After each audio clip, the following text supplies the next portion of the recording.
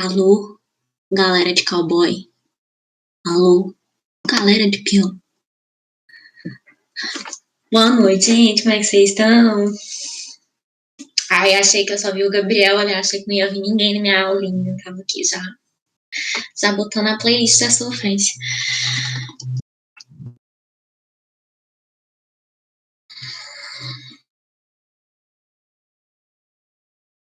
Já vou compartilhar minha tela com vocês. Roger, eu não sei mexer no Twitter, meu filho. Fabiana é minha intermediária do Twitter. Não sei mexer naquele trem de jeito nenhum.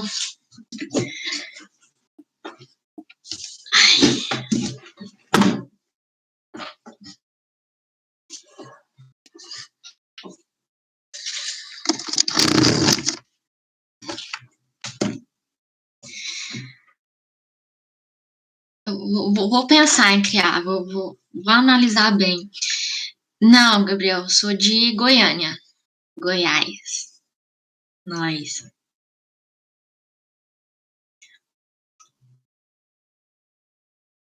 Ah, Gabriel, você não tava na última aula, né? Obrigada, meu querido. Na verdade, não sei se é um obrigado, né? Mas caiu obrigada.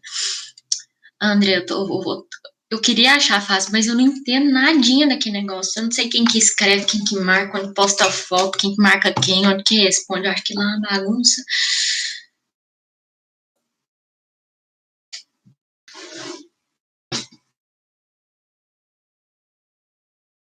Tá no pé errado pra criticar. Meu anjo, quando vocês tiverem um acidente com o Césio 137, a gente conversa, tá bom?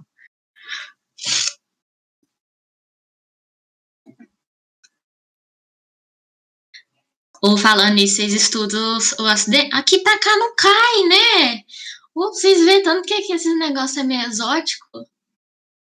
Eu lembro de uma vez que eu fui fazer um trabalho na faculdade, eu citei esse negócio, a galera ficou tipo, eu ficava, gente do céu, que país vocês moram? Vamos começar, gente. Deixa eu compartilhar aqui. Minha voz tá meio trêmula, eu tô com frio, vocês não reparam, não. É emoção, tô falando com vocês.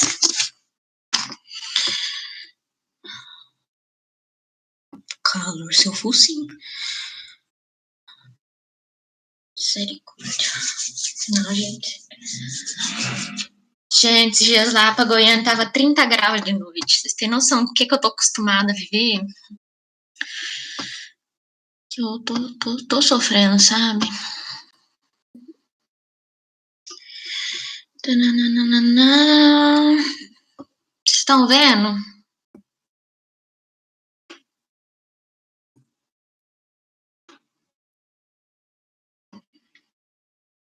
E aí, gente, vocês estudaram o assunto da semana passada? Queria ver uma coisa que vocês, antes da gente começar a arrochar. Nossa, vou pegar a mão aqui, senão vai rolar. Só vou parecer um cabrito falando de vocês.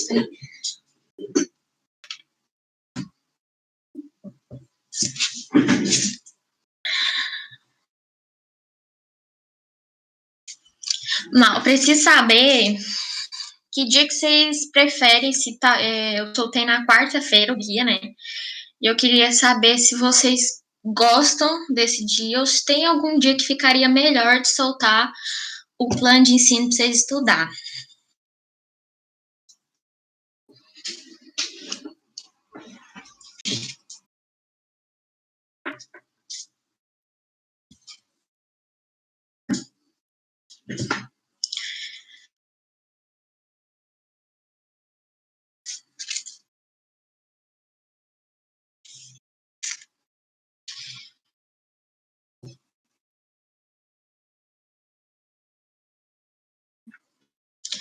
Para mim, o quanto antes melhor. Ok, Laura, pressionando sem pressionar, entendi.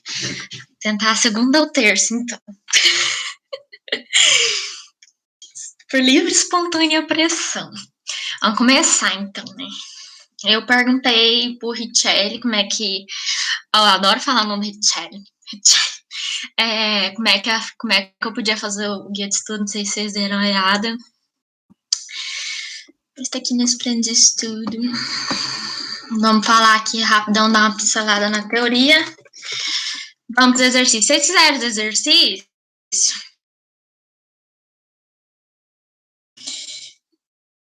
Ai, Richelle, eu tenho mais que fazer também, né? Aí, a Andrea sempre... A Andrea tem cara mesmo de ser bem... Andrea. Eu gosto dessas pessoas que tem o nome e o sobrenome combinando. Acho muito bonito. A Richelle. Como é que é seu nome? Richelle, saúde. Vamos lá, gente. A gente vai estudar. Sorry. A gente vai dar uma introduçãozinha aqui agora. Gente, a gente vai começar a dar uma arrochada agora também no conteúdo, né? Richelle, silêncio, por favor. Por favor, senão eu vou te tirar da sala. Obrigada. A gente vai dar a introduçãozinha que agora vamos dar uma arrochada no assunto para a gente conseguir ver tudo com qualidade. Que agora o negócio vai começar a ficar interessante, né? Esses assuntos de iniciais, assim, a gente demora um pouco para levar o trampo, né? Mas a gente vai indo, né? Então, período pré-colonial, de 1500 a 1530, na última aula a gente viu, né, a expansão portuguesa no século XV, que Portugal foi o primeiro país a realizar a expansão marítima do Atlântico. Principal fator, o que aconteceu aqui? Mudança do eixo econômico do Mediterrâneo para o Atlântico. Por que Portugal? Fatores que contribuíram o êxito de Portugal nessa empreitada, né? Foi o primeiro estado a se centralizar ali com a Revolução de Avis. Uma posição geográfica favorável, Portugal é uma península e também tinha várias correntes marítimas que auxiliaram bastante. Condições técnicas com a escola de Sagres, experiência náutica, o financiamento da burguesia ali aliado com a monarquia, né? Que aí junto o financiamento do Estado, o auxílio da burguesia, tchanana, expansão. Etapas da expansão, a gente viu aí Celta, Cabo Bojador, Cabo das Tormentas, porque que depois virou bonitinho, que depois virou, coloquei aqui imagenzinha, né, porque o Ricardo falou que era para eu usar mais recursos visuais para prender a atenção de vocês e vocês não morrerem de tédio babando o teclado do computador. Então, tentei aqui, né, alguns recursos visuais, não é mesmo? Que eu falei da última aula, né, da navegação de cabotagem, que era aqui, ó, dando a voltinha na África, bem aqui tinha o Cabo das Tormentas. Por que Cabo das Tormentas? Aqui tem um encontro de massa de ar quente com massa de ar fria. Aí vocês revisam, né, o que é massa de ar, que aqui é interdisciplinaridade. E aí depois isso aqui vai ser renomeado como Cabo da Boa Esperança? Isso que eu falei da última aula aí. E aí depois eles vão para Calicut, né? Primeiro encontram entre aspas, Brasil, depois vai para Calicut, que era o que já estava programado, né?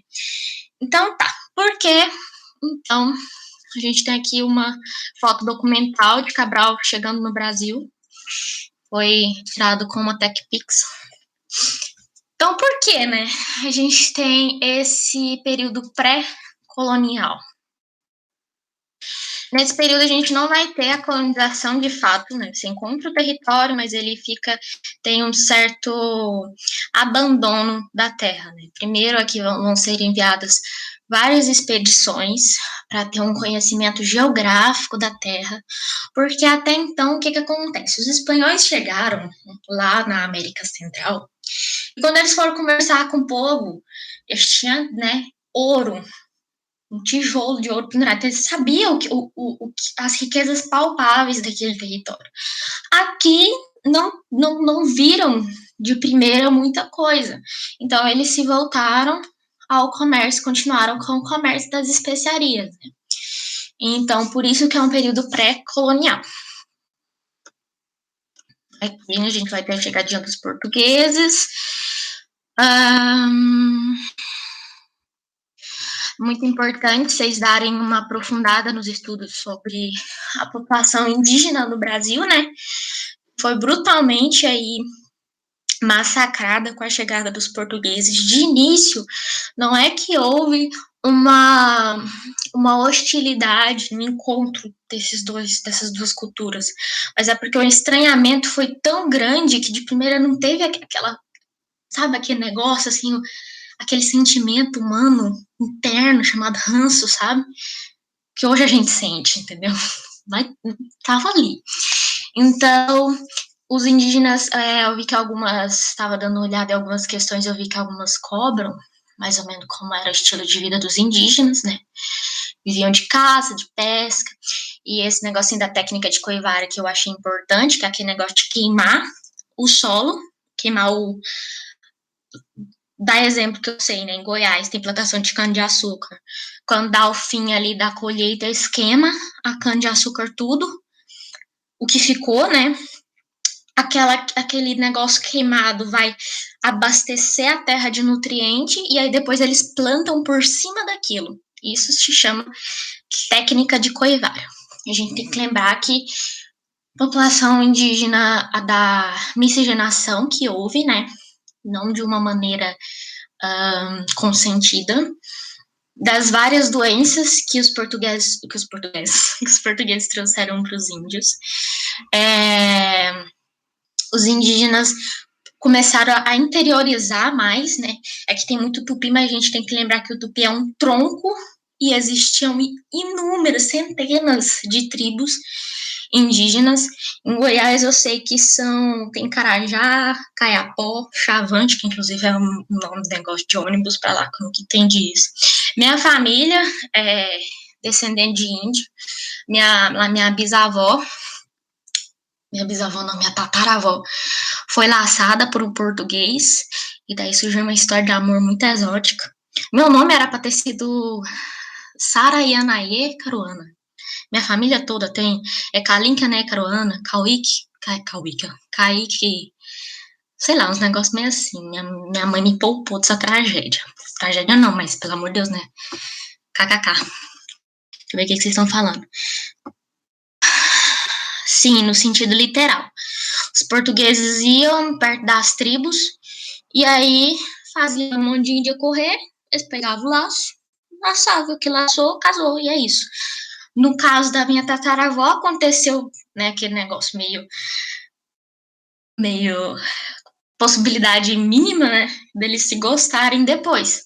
Mas para lá tinha muito isso, de eles laçarem as índias e casarem com elas.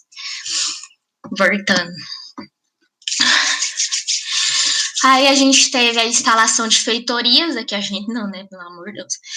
A instalação de feitorias aqui, e aí já começou aquela organização de como ia ser a administração colonial para evitar a invasão de povos estrangeiros, né? Coloquei aqui um adendo da literatura de informação, quinhentismo, para vocês já darem uma olhada, né? Que aqui entra expedições exploradoras, aqueles negócios de carta, pra vocês darem uma olhadinha em literatura para já ir juntando o conhecimento para não ficar tudo numa caixinha demais, né? Então, aí a gente tem também, nessa época, o Peru Vaz de Caminha e o primeiro documento literário do Brasil, que descreve, né, uma visão parasíaca da Terra, mas com o intuito econômico. Ele está explorando, está achando bonito, mas está vendo que pode ser vendido também.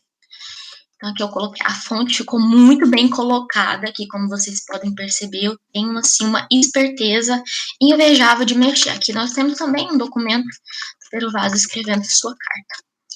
Muito concentrado, gente, eu adoro esse vídeo, sério. Então, vamos lá. Aí, o que está acontecendo no mundo?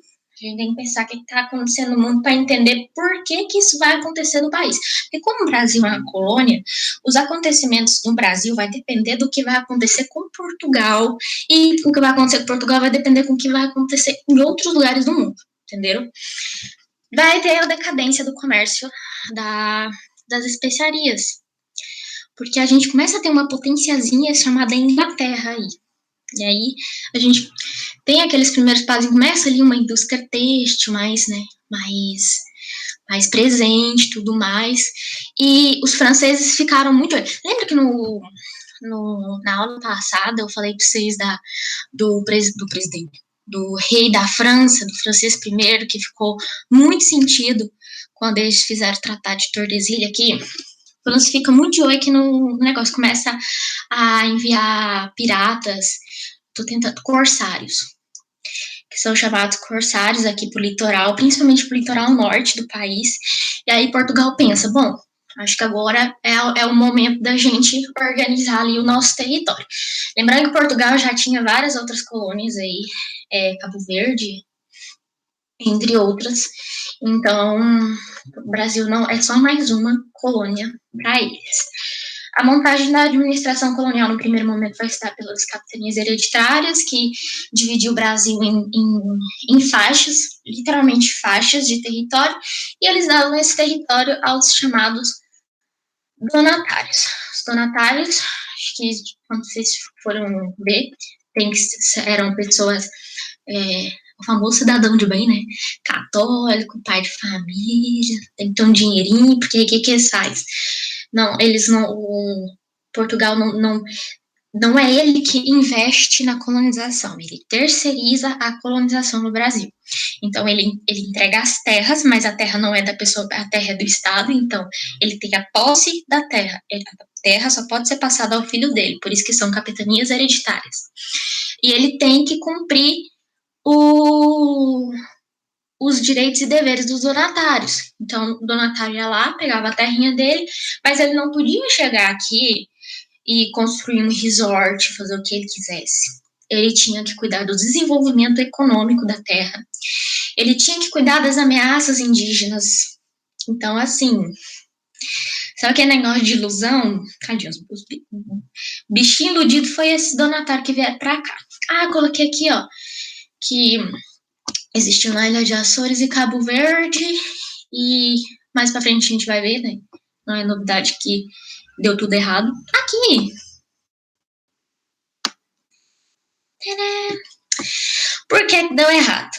Mas porque é um território que não tem ninguém. É povoado por tribos de cultura totalmente diferente da dos portugueses. É óbvio que de acordo com a diferença das etnias dos indígenas, vai ter um enorme atrito. Não são todas as tribos não são todas as tribos que são pacíficas, né? A grande extensão territorial dificulta muito a comunicação entre as capitanias, o que faz com que essas capitanias meio que fossem independentes uma das outras. Então, apenas 3 prosperaram, né? E ficou faltando o E aqui, né? Mas deu para entender. São Salvador, Pernambuco e São Vicente. E aí, essas capitanias, futuramente, que vão dar origem aos estados brasileiros. Ok, não tá dando certo as capitanias hereditárias e a gente precisa evitar a presença dos franceses que estão, assim, ó, firmando o golpe ali no norte. A ideia do governo, então, é estabelecer um governo geral, com a intenção de centralizar o poder e a administração aqui como representante da coroa. Um representante de muita confiança. E aqui não, o governador, que é o governador geral, no caso, né? Era auxiliado pelo ouvidor Mor, provedor Mor, capitão Mor. Capitão Mor cuidava da parte militar, né? Provedor Mor da parte financeira. É como se fosse, já tem aí a formação de um certo, de um governo bem mais centralizado e organizado, né? Mas aqui ainda existe mais ou menos a divisão das capitanias hereditárias continua existindo, as feitorias continuam existindo, mas a distribuição do poder muda. E aí a gente vai ter os primeiros governadores, que é o Tomé de Souza, Duarte da Costa, Mendes Sá. Algumas coisas que eu olhei que, assim, tem que vir à mente de vocês na hora de falar, Tomé de Souza é o chegada dos primeiros jesuítas, construção das primeiras missões, e ele também ele construiu fortes no norte do estado para vigiar a presença dos franceses lá. Então tá. Aqui um adendo, né, com a chegada dos primeiros jesuítas, os primeiros jesuítas com a busca de angariar mais fiéis, porque no mundo estava acontecendo vários atritos, né, com as revoluçõezinhas. Depois tem Duarte da Costa, chegada do José de Anchieta, a gente sabe da presença aí dos vários da literatura do José de Anchieta, que é muito legal. Gente, eu acho muito legal, assim. Tá estudando. Eu sempre estudava história com literatura, porque era uma coisa que me fazia, assim, lembrar muito mais. Então, tá aqui estudando José de Anchieta, já vai ver lá alguma coisinha sobre ele, o que ele escrevia, porque daí não fica aquela coisa tão fragmentada, não fica tão difícil de buscar lá na hora que estiver fazendo prova, sabe? E Duarte da Costa é muito importante lembrar que tem a primeira invasão francesa no Rio de Janeiro, com Duarte da Costa. E que ele tem conflitos da igreja por causa do uso da mão escrava indígena. Porque o Duarte da Costa, ele achava que podia escravizar o índio.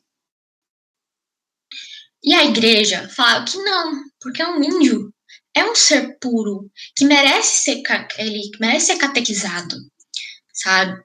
Porque ele fala que não, a igreja fala que sim, e aí fica um conflito aqui, ele começa a ter vários problemas com algumas... eu não sei se diz... porque são vários tipos de jesuítas que tem aqui, né? Só que fala que ele expulsou os jesuítas, ele não expulsou todos os jesuítas, ele expulsou uma parte dos jesuítas que eles não concordavam. Depois eu vou pesquisar direitinho e falo para vocês. Mais abaixo eu vou ali falar das invasões francesas, então a gente vai para Mendes Sá, que tem a expulsão dos franceses, com a fundação da cidade que viria a ser o Rio de Janeiro, com seu sobrinho Estácio de Sá. Vamos aqui falar. Mendes Sá governou, acho que Mendes Sá é um dos mais importantes governadores gerais que teve nessa época. Ele governou que ele foi para Portugal, morreu lá, né? E aí, depois disso, o país foi dividido em dois, né? Meio que com dois centros de poder, duas capitais e tudo mais. Agora a gente vai falar aqui rapidão das invasões francesas para seguir, para fazer os exercícios. Falei para vocês que o rei da França ficou muito sentido quando teve o Tratado de Tordesilhas, né, que ele não aceitou que pudesse dividir o mundo entre apenas dois países ibéricos, né. E eu acho muito legal, gente, né, da invasão francesa, porque a causa dela, o que motivou o rei a falar, não, a gente vai invadir, é o sentimento mais nobre que o ser humano pode sentir desde que o ser humano é ser humano, que é a pirraça. Ele não gostou do Tratado de Tordesilhas e falou, vou invadir, e se me atacar, eu vou atacar. E foi isso que ele fez. Ele tentou por 2 vezes estabelecer colônias aqui no país, a primeira foi no Rio de Janeiro, consolidando a França Antártica, né? Não durou nem 2 anos essa colônia aqui, por falta de organização mesmo, né? Foi aqui que teve o Forte de Coligny, ou Coligny, não sei. E aqui, nessa fase, é importante salientar que teve uma convivência, entre aspas, pacífica entre os calvinistas e os calvinistas franceses, que são os huguenotes, e os católicos. Pacífico, entre aspas, porque só podia ter essas duas religiões também. Outras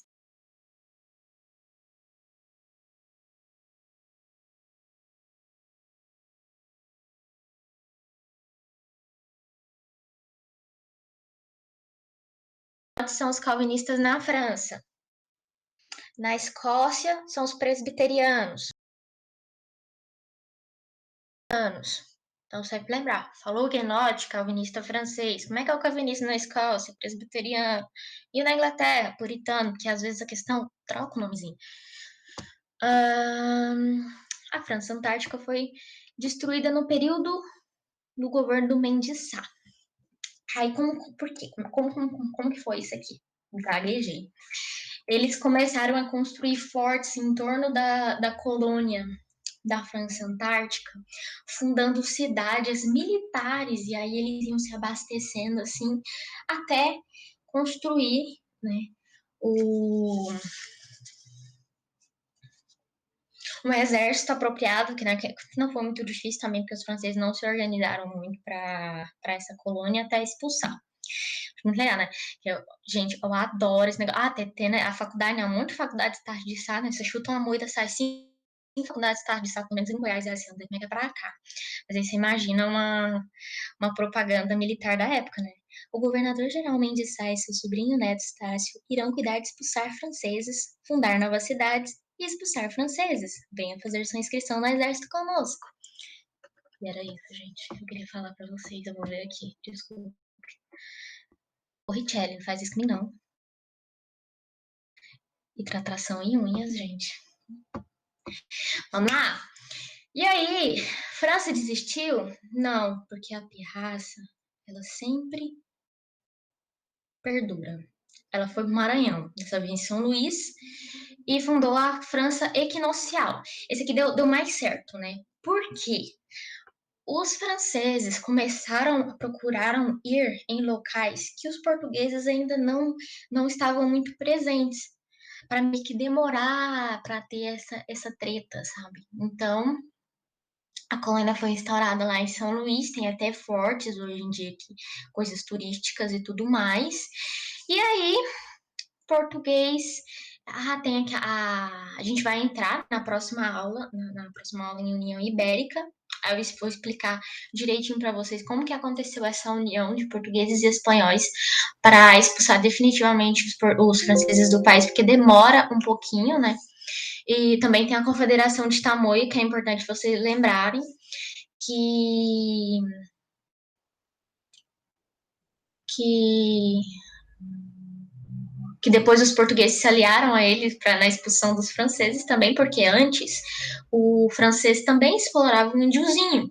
Só que o índio não gostava do português, então ele achava que o francês ia ajudar ele a expulsar o português, sabe? Só que não. E aí, depois de ter dado tudo errado para a França, ela foi e fundou ali no norte do país a Guiana Francesa. E aí a gente tem um estranho caso de um cara, eu não sei se vocês viram essa notícia, gente. Ele foi pegar um voo para Guiana e foi parar em Goiânia porque ele comprou a viagem errada. E essa história é real, eu tava. Foi muito engraçado de ouvir isso na TV. Eu deixei aqui umas musiquinhas para vocês. Eu sempre vou tentar deixar umas coisinhas assim, um vídeo diferente, um documentário sobre uma música da época que eu acho legal ali, serve como repertório sociocultural na redação. Aqui eu deixei a música Três Caravelas, se eu não me engano, que tá no álbum Tropicalia, que eu gosto muito, e Índios do Renato Russo, né? E aí, o que mais que é importante falar dessa época aqui, né? Do escambo, que foi como a prática de exploração dos nativos, né, que trocavam bugigangas, mas aí, né, hoje a gente já tem que ter um olhar crítico do que botam o índio como sonso, né, mas não é, para eles era uma coisa totalmente diferente, porque é um cara que tá acostumado a ver o seu reflexo na água, e agora ele tem um negócio ali na mão que, cara, reflete a cara dele, sabe? Tipo, meu Deus. E tem os primeiros contatos, depois, como o posicionamento da igreja muda, né? Depois a gente vai ver aí já as entradas, né? Como que funcionava, que não era todo índio que poderia ser catequizado. Então, tem uma frase que eu cacei demais da conta para botar aqui para vocês, que eu não sei se foi o José de Anchieta que falou, não sei quem falou, mas que eles falaram, tipo, algo assim, tipo, o índio dócil, a fé, ou a cruz, alguma coisa assim, ao indócil, não sei o que lá da espada, sabe?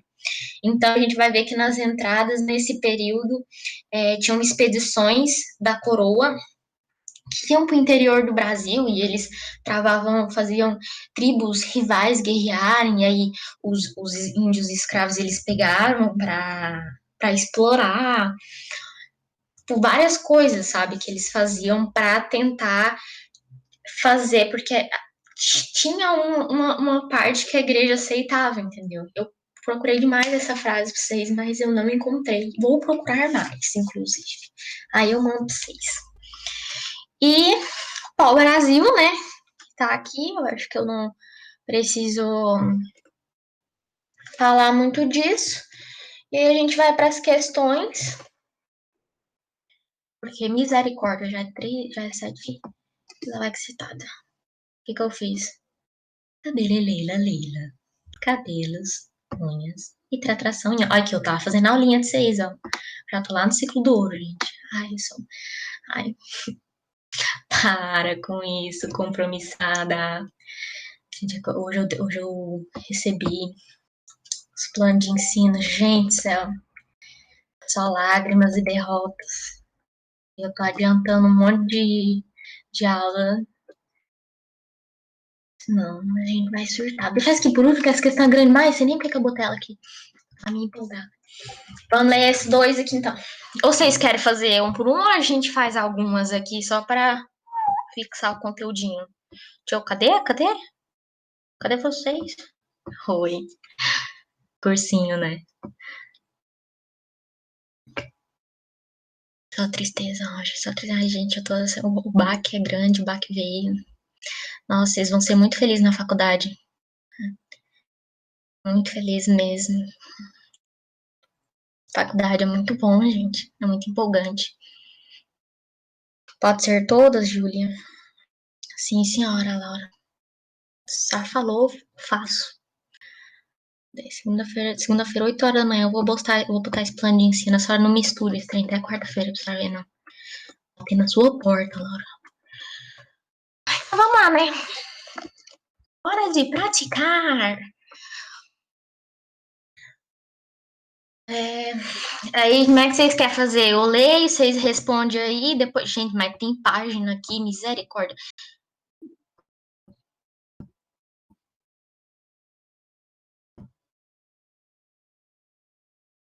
Eu fechei? Oi. Achei que eu tinha fechado o microfone também, em breve silêncio aqui. É isso então, né, gente? Ah, tá. Entendi o que eu fiz. Sorry. Voltei. Então a gente lê, aí vocês respondem rapidinho, pra dar tempo de nós fazer tudo, fechou? Tá, aqui é uma carta do Pero Vaz de Caminha, tá resumindo a carta de Pero Vaz de Caminha. Natureza, né, sagrada, né, nananã, esse mundo existe porque ele existe, você existe, que delícia. Então tá, vocês já leram a carta do Pero Vaz, né? Ou eu preciso ler a carta do Pero Vaz. Ocultar. Se eu fechar, se eu apertar nesse ocultar, o que eu vou fazer? Estou nervosa. Andrea está digitando. Andrea continua digitando. Andrea está digitando.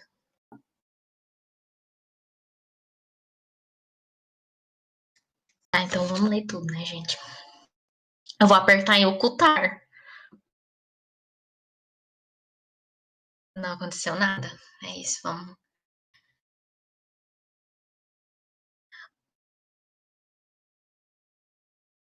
Pode ser, então? Vai, pode ser, Richelle. Se quiser ler, lê aí os textinhos, menina. Quando você lê, eu vou cantando aquele aqui por baixo, pra dar uma trilha sonora legal.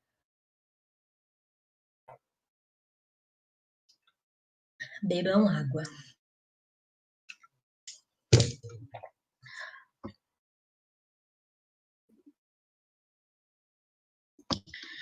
Bora lá, galera. Daí. Vai. Rocha a vida. Bora. Pelo sertão nos pareceu, vista do mar, muito grande, porque, a estender os olhos, não podíamos ver senão terra com arvoredos que nos parecia muito longa. Nela, até agora, nós podemos saber que haja ouro, nem prata, nem coisa alguma de metal ou ferro, nem lhe ouvimos. Porém, a terra em si é de muito bons ares, assim frios e temperados, como os dentre Doura e minha, ok? Porque neste tempo de agora, assim os achávamos como os de lá. As águas são muitas, infinitas, infindas, e em tal maneira é graciosa que, querendo-a aproveitar, dar-se a nela tudo.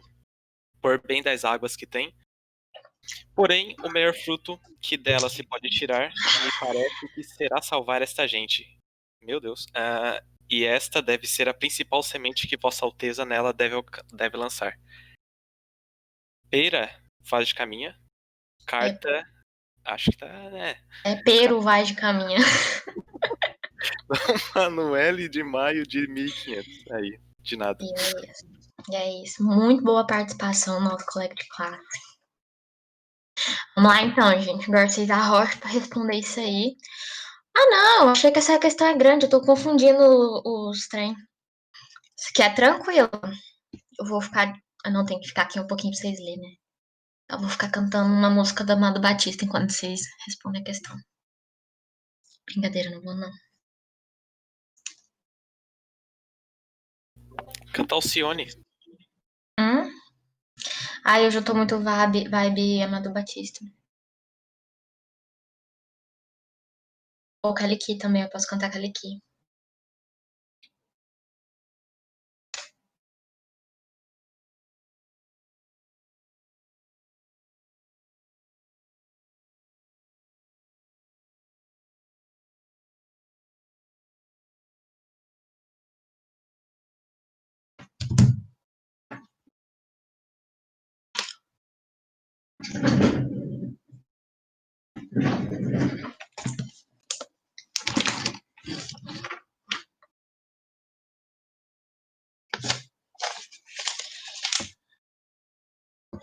Foi? Deixa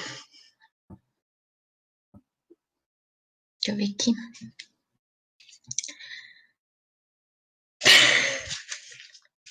Oh, cadê a Kelly? Ah, oi, Kelly.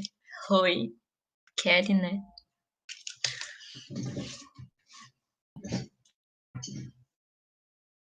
E mais uma noite chega, e com ela a solidão. Foi, gente? Bora. Essa é a minha trilha sonora das segundas-feiras. Quando for chegando no vestibular, se estiver desanimado, se estiver precisando de uma motivação, bota essa música, gente.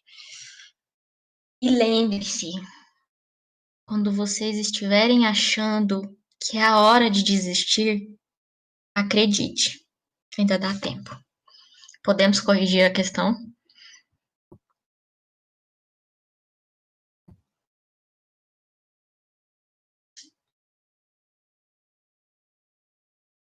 Então vamos lá. Ainda tá aparecendo pra vocês a página aqui? Ô, gente, eu tô com fone de ouvido, eu descobri só na hora que o Richard foi ler que não tá conectado no meu fone de ouvido. Parabéns. Lá, 1. As terras avistadas despertaram o entusiasmo do cronista pela extensão e pelas possibilidades que ofereciam da existência de metais preciosos. Deixa eu ver aqui. Marcou um comentário. Uma pessoa marcou um. 2. As referências ao clima, às águas, ao solo, à natureza e às possibilidades de evangelização confirmam a certeza do cronista que as terras eram habitadas. 4. A possibilidade de os nativos serem salvos apresentava-se para o cronista como o principal investimento para os portugueses. 8. Aos olhos do cronista de Cabral, as terras vislumbradas da caravela ofereciam possibilidades promissoras ligadas à agricultura, à pecuária e à mineração. 16. As atitudes amistosas dos nativos da América para com os portugueses, a inocência de sua nudez e o meio ambiente descrito pelo cronista confirmavam a localização do paraíso terrestre. Vamos lá, deixa eu ver o que vocês marcam aqui para nós. Tá. Tananana.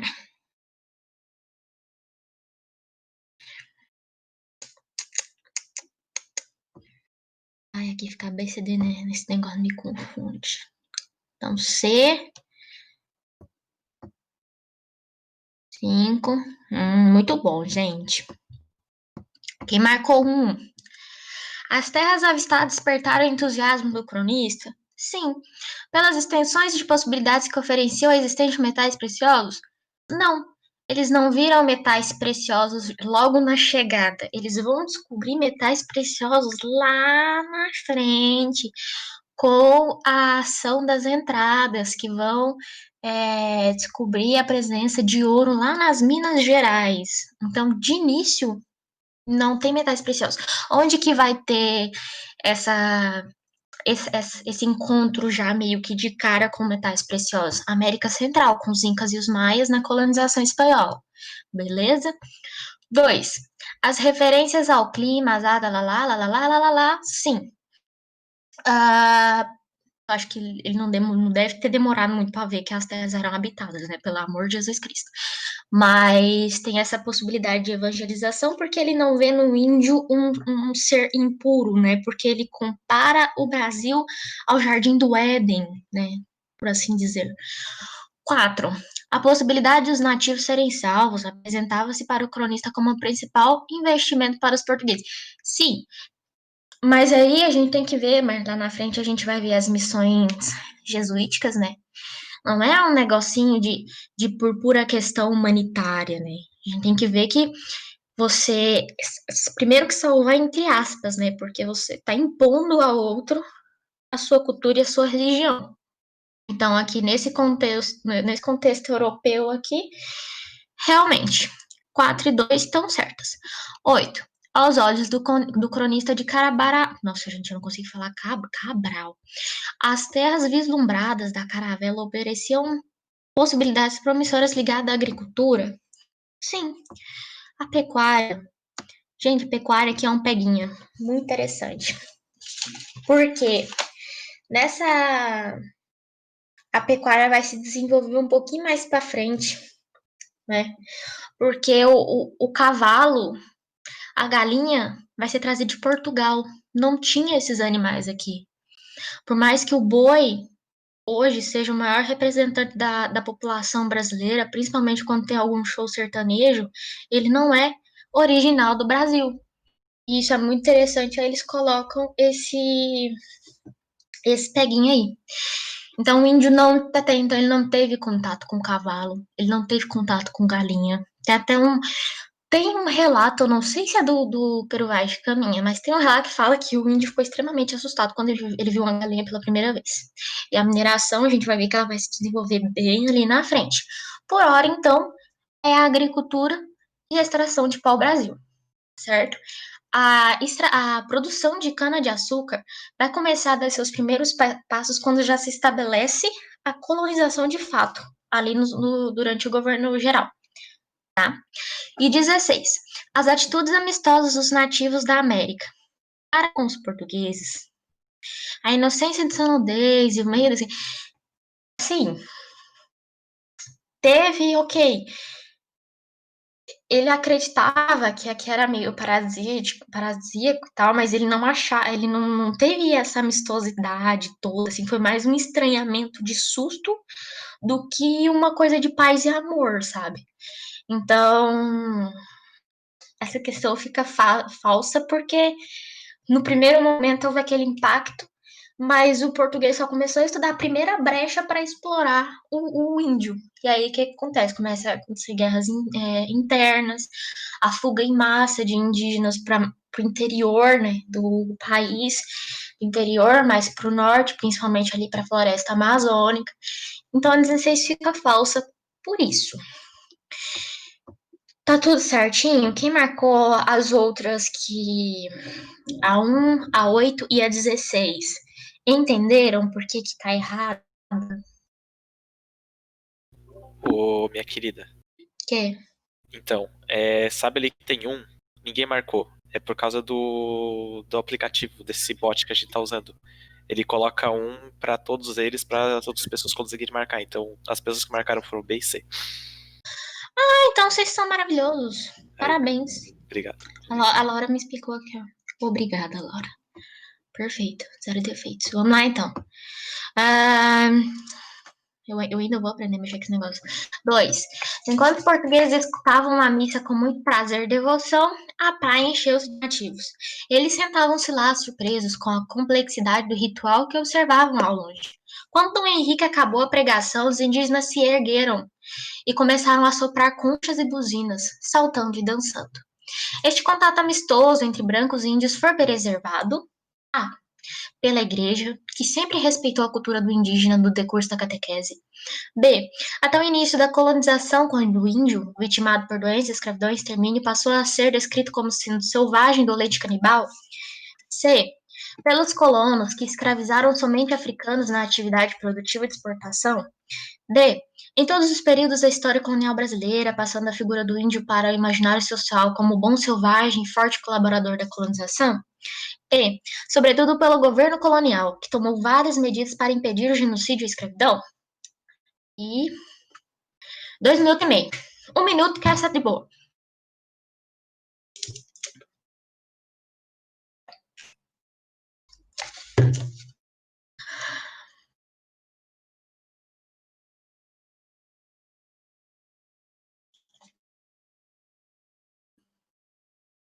Pode ir? Ai, gabaritadores. Precisa explicar essa então, gente? Ou pode para outra? Quer que eu explique as erradas ou essa tá tranquila?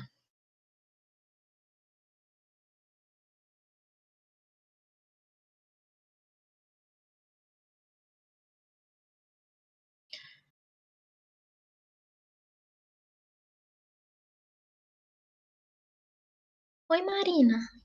Oi, Luana. Tá bom, gente. Vamos lá. 3. Lá, lá, lá, lá, lá, lá, lá, lá. Os tupinambás têm muita graça quando falam, mas faltam-lhe 3 letras das do ABC, que são F, L, R, grande ou dobrado. Coisa muito para se notar. Porque se não tem F, é porque não tem fé em nenhuma coisa que adoram. Nem os nascidos dentre os nascidos entre os cristãos e doutrinados pelos padres da companhia têm fé em Deus Nosso Senhor. Nem têm verdade, nem lealdade a nenhuma pessoa que lhes faça bem. E se não tem L na sua pronunciação, é porque não tem lei alguma a que guardar, nem preceitos para se governarem. A cada um faz lei a seu modo, e ao som da sua vontade. Sem haver entre eles leis com que se governe, nem tem leis uns com os outros. E se não tem esta letra R na sua pronunciação, é porque não tem rei que os reja, ou reja, eis a questão. E que obedeçam, nem obedecem a ninguém, nem ao pai, filho, nem o filho ao pai. E cada um vive ao som da sua vontade. O texto destaca 3 elementos que o autor considera inexistentes entre os tupinambás, no final do século XVI. Esses 3 elementos podem ser associados respectivamente. Deixa eu dar um. Trem bruto. Lá, acho que tá relativamente tranquilo também.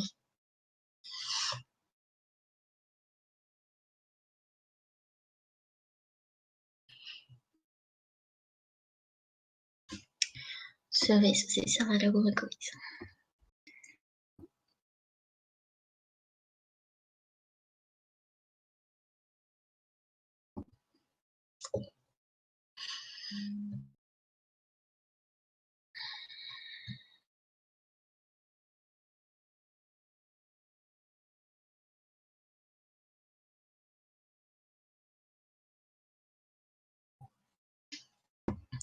Vamos lá. Quem em dúvida entre a A e a B? Vamos lá, então. Cadê? Então tá. Aqui ele tá fazendo primeiro uma análise super superficial. Super superficial. É um negócio legal de se falar. Da cultura do índio, né? Então, analisando o contexto, né? Que esse texto vai ser. Alô? Tá bom. Vai ser colocado. A gente tem a diversidade religiosa, ao poder judiciário e as relações familiares. Vamos lá. F. Eles não têm fé na cabeça do autor, né? Eles não têm fé, não têm lei, não têm rei.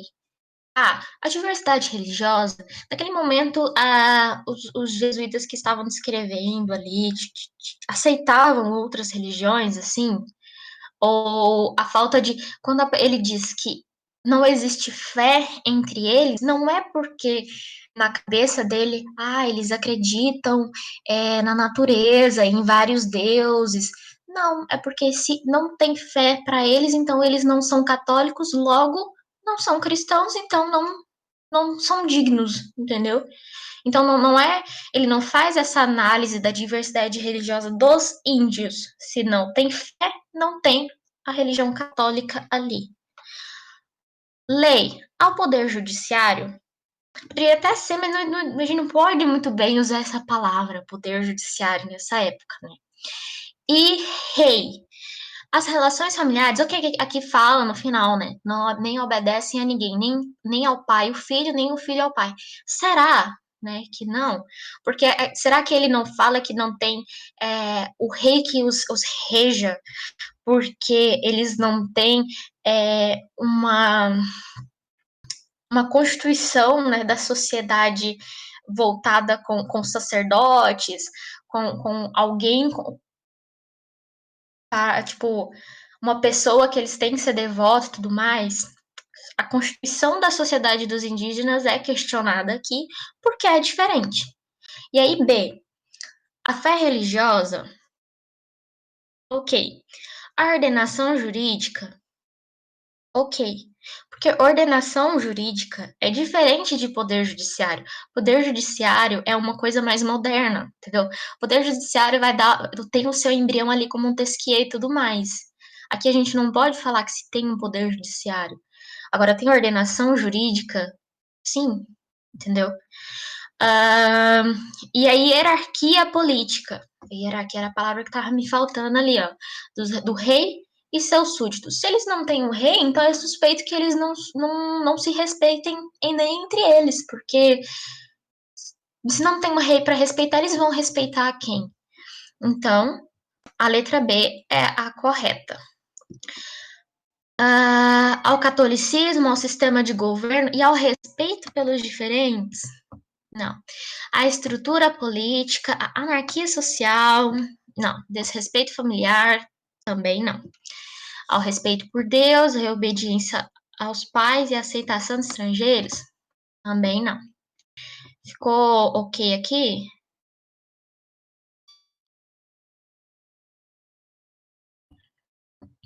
Ok, então vamos prosseguir rápido, que seja no teu tal, misericórdia. A colonização brasileira do século XVI foi organizada sob duas formas administrativas, capitanias hereditárias e governo geral. Assinale a afirmativa que expressa corretamente uma característica desse período. Meu Deus do céu, tá pitando, minuto.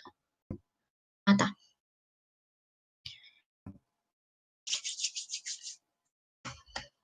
Aí, as capitanias, mesmo havendo um processo de exploração econômica em algumas delas, garantiram a presença portuguesa na América, apesar das dificuldades financeiras da coroa.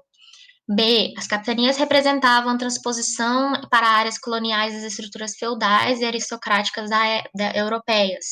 C. As capitanias, sendo empreendimentos privados, favorecem a transferência de colonos europeus, assegurando a mão de obra necessária à lavoura. D. O governo geral permitiu a direção da coroa na produção de açúcar, que assegurou o rápido povoamento do território. Alguém tem dúvida?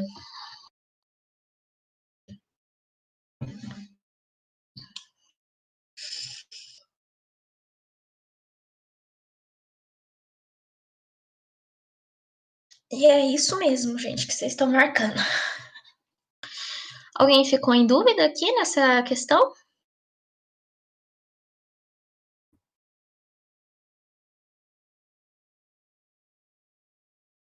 Tudo certo?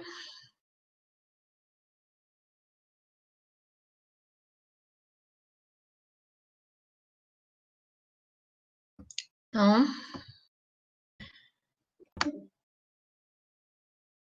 última, rapidão. Os governos gerais. Eu fechei. Ai, achei que eu tinha fechado o negócio de novo.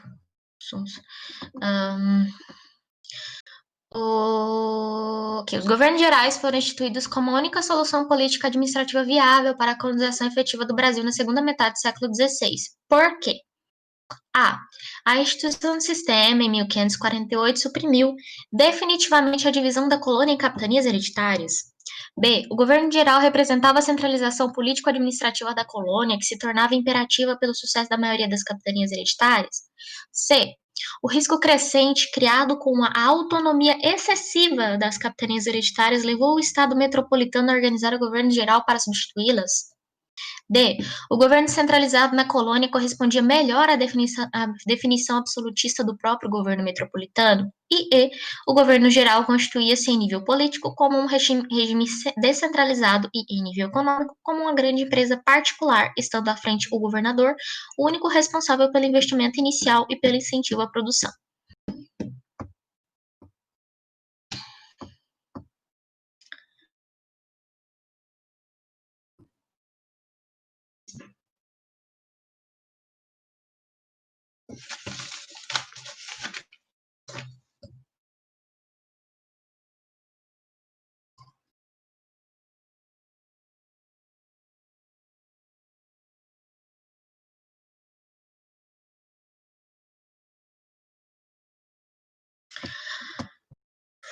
Fomos a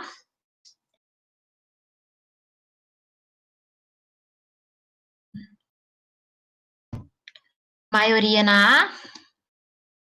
Bacana. Vamos lá.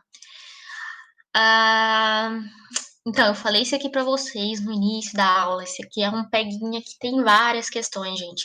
A instituição do sistema, em 1548, suprimiu definitivamente a divisão da colônia em capitanias hereditárias.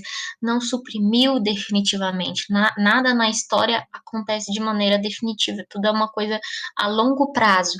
Se estabelece o governo geral, ainda com a continuação da divisão das capitanias hereditárias. Não muda a existência das capitanias hereditárias, muda a centralização do poder. Muda que agora você tem um poder central na colônia, mas elas continuam, embora estejam em decadência. A gente viu que 3 tiveram êxito, e aí nessas capitanias vão ter as feitorias, que não está dando certo ali o processo de exploração de cana-de-açúcar, então o governo geral vai estudar o que é melhor se fazer ali e começa a exploração de açúcar nas feitorias. Tanto é que as capitanias, a divisão das capitanias hereditárias é o que vai dar origem aos futuros estados do Brasil. Tudo certo? Aqui vou comentando o resto. B. O governo geral representa a centralização política administrativa da colônia, que se tornava imperativa pelo sucesso da maioria. Não, teve um insucesso aí. C. O risco crescente criado com a autonomia excessiva das capitanias hereditárias. Não é que eles tinham autonomia, mas não tinha essa autonomia excessiva, porque com o tempo o capitão donatário quebrou. Ele era muito problema para ele lidar e muita dificuldade financeira, de locomoção, de comunicação aqui, então não houve essa autonomia excessiva, nunca se houve autonomia excessiva. D. O governo centralizado na colônia correspondia melhor à definição absolutista do próprio governo metropolitano? Sim. O que aconteceu? Tinha a divisão das capitanias hereditárias, não estava dando certo, estava tendo muita dificuldade com a comunicação entre elas. Os capitães donatários não estavam conseguindo arcar com aquilo que estava ali na carta foral que eu deixei ali para vocês lerem, com os seus deveres. Tá, tem uma ameaça francesa constante, que a coroa pensa, beleza, vamos colocar um cara lá que vai me representar e vai centralizar o poder. A definição do governo geral é a centralização do poder de Portugal na colônia, que corresponde melhor à definição do absolutista. E o governo geral constituía-se a nível político como um regime descentralizado? Não, como um regime centralizado. Ok? Ficou tranquilo essa aqui?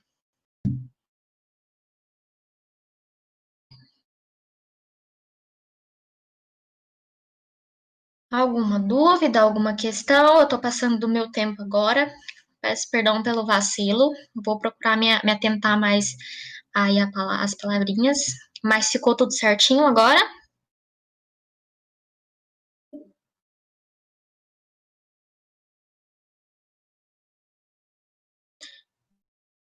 Eu vou pensar em criar uma conta no Twitter. Gente, eu vou deixar pra vocês. Eu tenho um Instagram de estudo e eu vou deixar meu Instagram pessoal também pra qualquer coisa vocês tirarem dúvidas comigo. Deixar meu WhatsApp também, porque daí eu acho que pode ser útil, né? Vou colocar aqui.